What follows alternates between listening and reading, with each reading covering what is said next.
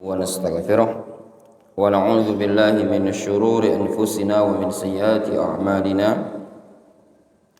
من يهده الله فلا مضل له ومن يضلل فلا هادي له وأشهد أن لا إله إلا الله وحده لا شريك له وأشهد أن محمدا عبده ورسوله صلى الله عليه وعلى آله وأصحابه أجمعين أما بعد.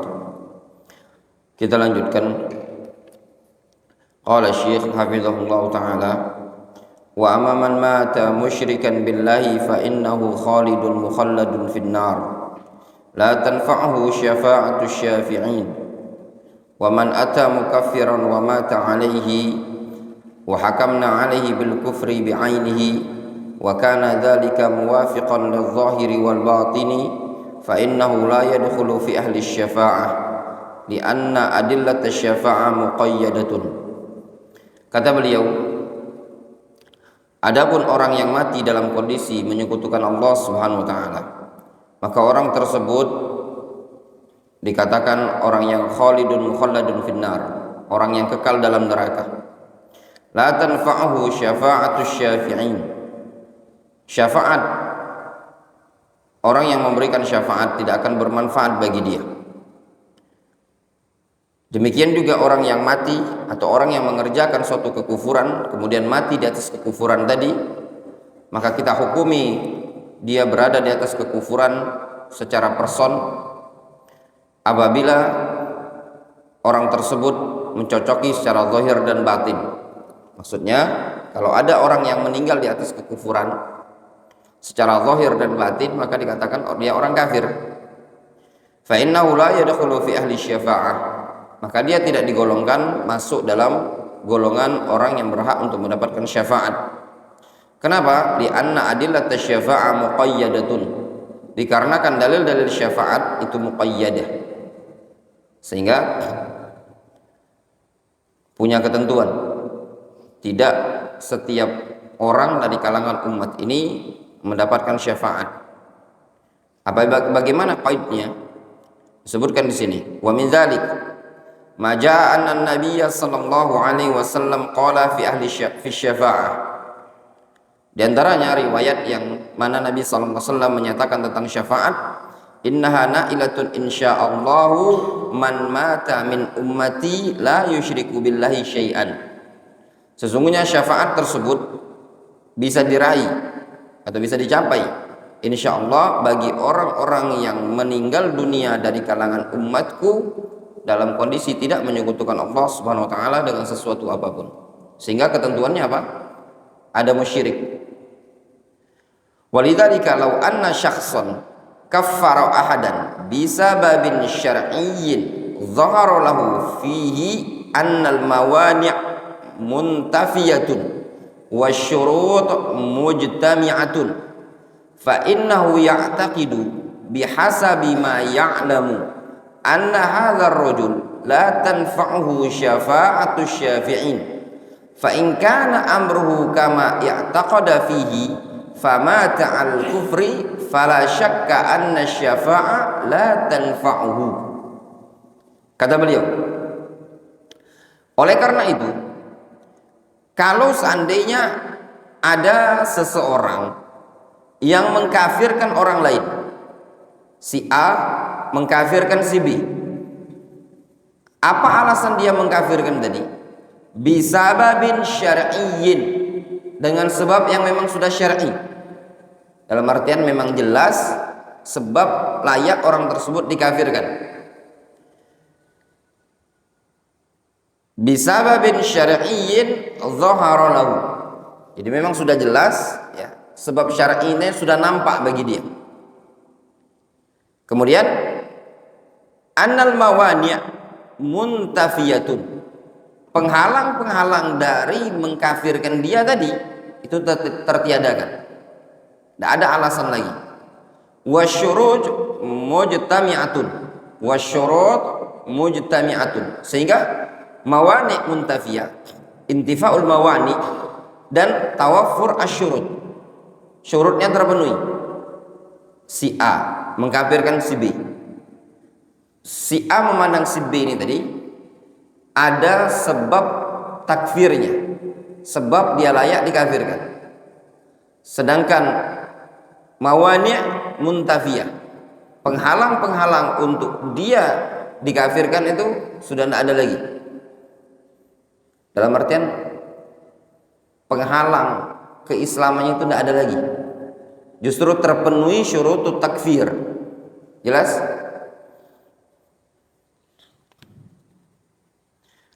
Fa'innahu, maka orang tersebut ya'taqid, dia meyakini bihasabi ma ya'lam, meyakini sesuai dengan apa yang dia ketahui, anna hadzal rajul la tanfa'hu syafa'atus syafi'in, maka keyakinan dia sesuai dengan apa yang dia ketahui tadi, ini si B tidak akan bermanfaat syafaat si pemberi syafaat nanti di hari kiamat.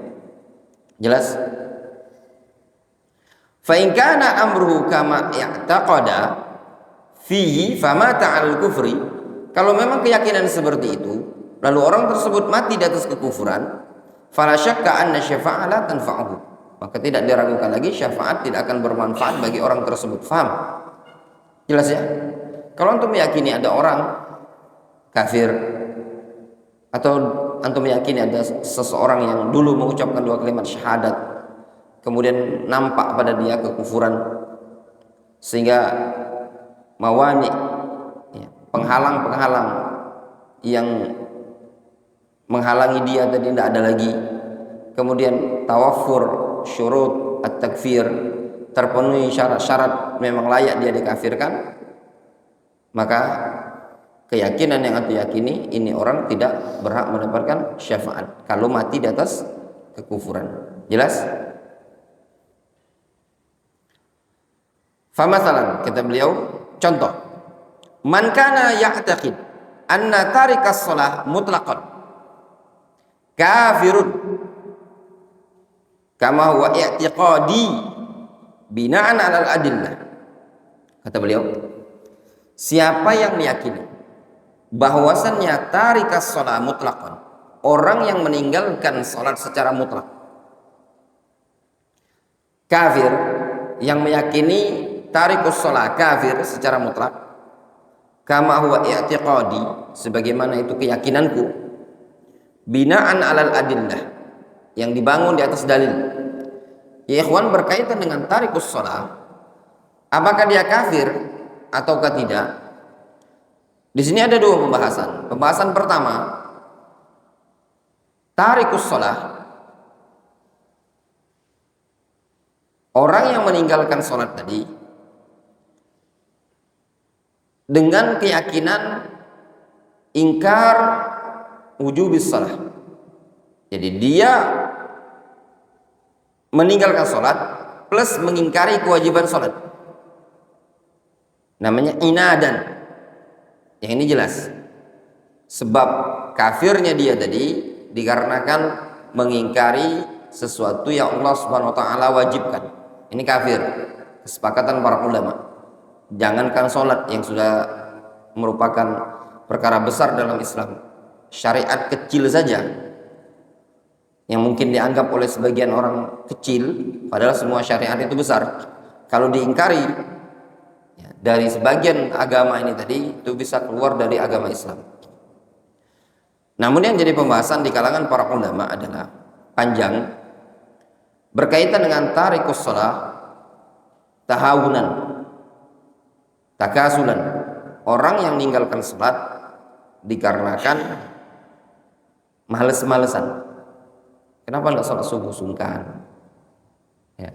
Dia meyakini wajibnya sholat, namun dia males-malesan. Nah, orang yang meninggalkan sholat seperti ini, ada khilaf di kalangan para ulama, apakah dia dinyatakan kafir atau tidak.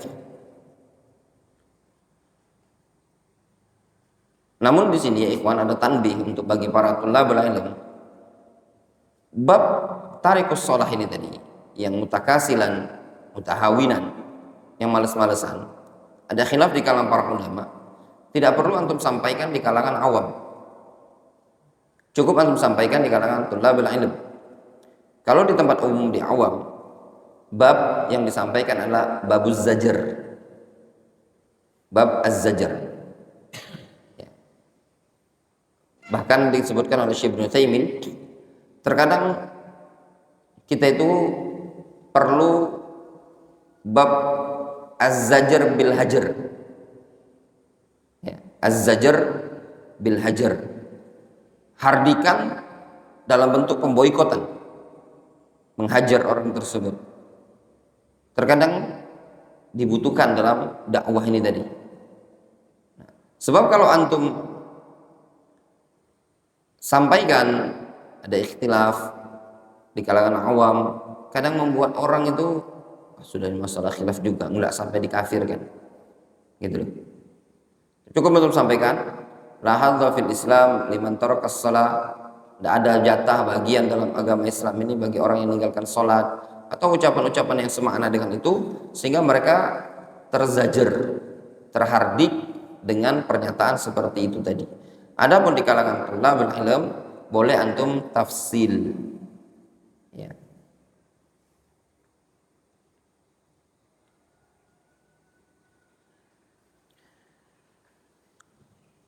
Kemudian di sini kata beliau, nah masalah tarikus sholah ini juga terjadi khilaf di kalangan para ulama, berapa patokan sholatnya. Ada yang bilang 1 kali sholat saja sudah dinyatakan kafir. Ada yang mengatakan dia tidak sholat sama sekali, ya, tidak sholat sama sekali. Siapa yang tidak sholat sama sekali barulah dinyatakan kafir. Tapi kalau cuma 1 sholat, 2 sholat, belum dinyatakan kafir, ya. Karena makna tarik itu dia tidak sholat sama sekali. Ada buku yang cukup bagus bahas ini, panjang lebar, dan menurut ana sebatas yang pernah ana baca, itu buku yang paling bagus, karya Syekh Muhammad Umar Bazmul. Agak lupa ana nama judulnya itu, ya. Dulu tuh baca masih di Fuse, ada di maktabah, sebenarnya ada PDF-nya. Beliau itu punya buku seputar sholat, tapi bukan sifat sholat Nabi, itu bukan. Jadi di buku itu disebutkan, seingat ana itu beliau ada buku beberapa bab zakat, beliau ada buku bab sholat, ada PDF-nya. Ana cari aslinya belum ketemu, yang jual asli. Ada PDF-nya tebal, ya. Nah di situ disebutkan panjang lebar, beliau menukilkan khilaf ulama dalam bab hukum tarikus sholah. Fal khulasa di buku itu yang sempat ana baca, beliau merojihkan qaul Syekhul Islam Ibnu Taimiyah, yang namanya tarikus sholah adalah orang yang tidak sholat sama sekali. Orang yang tidak sholat sama sekali, kesimpulannya la yutasawwar annahu muslimun, tidak tergambar ini adalah seorang muslim yang tidak sujud kepada Allah Subhanahu wa taala sama sekali. Sehingga yang rajih tarikus shalah kafirun. Seingat ana demikian yang disebutkan oleh beliau. Namun yang jadi ikhtilaf mereka ini tadi, ya, berapa patokan jumlah sholatnya. Fal khulasa tarikus shalah bil kulliyah, orang yang tidak sholat sama sekali, tidak subuh, tidak maghrib, tidak isya, tidak segala macam, dinyatakan kafir. Kemudian juga keterangan yang disebutkan oleh sebagian masyayikh kita, diantara singkat ana Syekh Sulaiman Ruhaili ini juga, beliau menyebutkan tentang tarikus shalah. Tarikus shalah, orang yang dinyatakan kafir adalah orang yang meninggalkan sholat walam yanwi annahu sayaqdihi, orang yang meninggalkan sholat dan tidak ada niat untuk mengqadhanya. Dalam artian sengaja dia meninggalkan dan tidak ada kemungkinan dia mau mengqadhanya. Itu yang kata beliau. Kemudian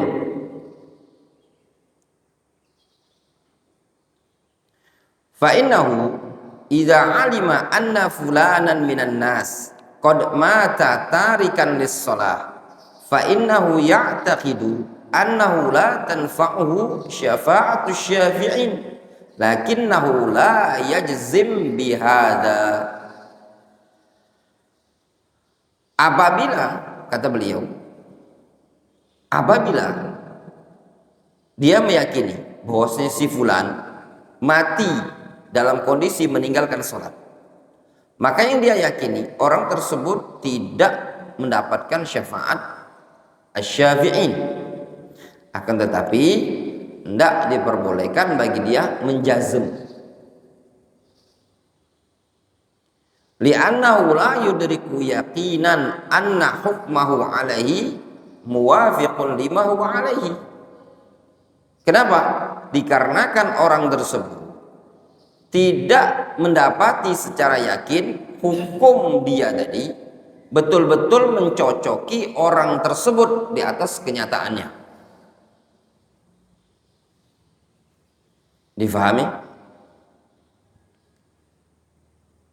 Walidzalika aqul, oleh karena itu aku katakan, in kana batinuhu muwafiqan lima hukima alaihi fi dhahir fa innahu yaqinan la tanfa'u syafa'atu syafi'in. Makanya kata beliau, aku katakan, kalau memang batinnya mencocoki terhadap apa yang dihukumkan kepada orang tersebut secara zahir, maka barulah secara yakin syafaat asy-syafi'in tidak akan bermanfaat. Difahami?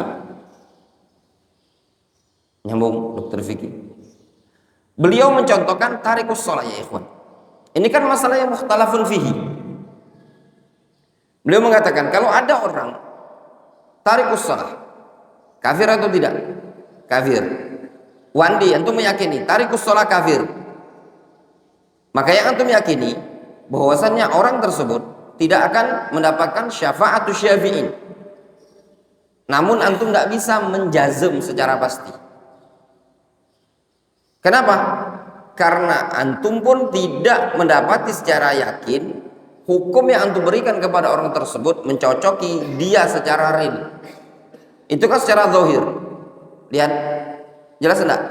Antum kan secara zahir, batinnya kan belum tentu dinyatakan kufur. Iya apa tidak? Ini namanya bab apa? Bab hukum secara zahir. Berbeda ya ikhwan dengan orang kafir yang memang secara batin dia menyatakan kufur di atas kekafiran, secara zahir dia melakukan perbuatan kufur. Maka kata beliau, fa innahu yaqinan la tanfa'u syafa'atu syafi'in. Nyambung, jelas ya? Dari sini bisa kita ambil faedah ya ikhwan. Syekh Sulaiman Ar-Ruhaili pun ya, menyatakan orang yang meyakini kufurnya tarikus shalah itu pun tidak dibangun di atas apa? Jazm. Difahami? Karena yang dihukumi apa? Secara zahir, bukan secara batinnya dia. Dia tidak sholat sama sekali. Kufur kan dia? Kufur. Difahami? Ya. Secara zahir, secara batinnya, nah itu tadi. Ini masalah yang mukhtalafun fihi ya ikhwan. Yang namanya masalah mukhtalafun fihi, yang hukum yang akan diberikan ketika itu adalah hukum yang ghalabatul dhon. Ya. Hukum ghalabatul dhon. Idzan, kalau begitu, al-adillah al-mutlaqah fi syafa'ah, al-adillah al-mutlaqah fi syafa'ah muqayyadatun bil adillatil muqayyidah. Dalil-dalil yang mutlak dalam bab syafaat ini muqayyadah, diikat dengan dalil-dalil yang muqayyidah, yang pengikatnya. Walaysa hadza min babil muhkam wal mutasyabih. Sehingga ini bukan digolongkan dalil al-muhkam wal mutasyabih. Bal adillatus syafa'ah kulluha muhkamah lakin ba'duha mutlaqun wa ba'duha muqayyadatun. Fayuraddu ila hadza ila hadza. Kata beliau, dalil-dalil tentang syafaat itu muqayyadatun bil adillah al muqayyidah, bukan dalam bab al muhkam wal mutasyabih. Sehingga dalil syafaat seluruhnya muhkam, wadih, jelas, tidak ada yang mutasyabih. Namun sebagian yang mutlak, sebagiannya muqayyad. Fayuraddu hadza ila hadza. Maka yang mutlak dibawa kepada yang muqayyad. Faham antum mutlak? Mutlak itu semata-mata diitlakkan. Ya ikhwan, di sini ada tanbih yang ana ingatkan pada antum. Bedakan makna mujmal. Bedakan bahasa mutlakon. Mujmal kalau diterjemahkan dalam bahasa Indonesia lebih ke makna global. Ya. Kemarin ana buat status di WA. Statusnya gini. Secara global, orang yang umroh dengan biaya mahal lebih besar pahalanya dibandingkan biaya murah. Karena gunakan bahasa global, secara global. Namun di sana perlu ada lagi hal-hal yang mempengaruhinya. Nah, terus di Japri, salah seorang talib yang ada di Yaman, dia bilang gini, nggak bisa diitlakkan seperti ini, Ustadz, katanya. Karena ada juga, anak bawakan dalil waktu itu, ucapan Rasul kepada Aisyah, lakinnaha biqadri nafaqatiki wa nasabik. Dia bilang, ada orang yang nggak bisa diitlakkan seperti ini. Ada orang yang dia biayanya murah, tapi penuh dengan keletihan. Misalkan jalan kaki, memungkinkan pahalanya lebih besar kan? Anda bilang, tidak ada salah pada keterangan Ana. Antum bedakan. Ana tidak nyalakan kritikan antum ini benar. Tapi yang antum faham ini bahasa global itu antum maknakan dengan mutlak. Global itu lebih mendominan ke makna mujmal. Difahami? Mujmal. Jadi ada mujmal, ada mubayyan, ada mutlak, ada muqayyad, ada am, ada khus. Ya. Jadi ini di sini antum perlu fahami. Nanti insyaallah ya akan marra ma'ana fi usul fiqh.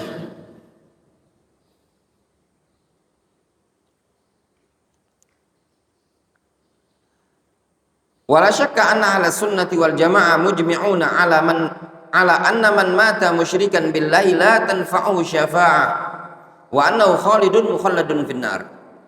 Tidak diragukan lagi, ahlu sunnati wal jamaah sepakat bahwasannya orang yang mati dalam kondisi musyrik kepada Allah Subhanahu wa taala, maka tidak akan bermanfaat baginya syafaat dan dia dinyatakan kekal dalam neraka. Ada orang mati dalam keadaan syirik, maka tidak akan bermanfaat baginya suatu syafaat dan dia dinyatakan khalidun mukhalladun finnar. Jelas?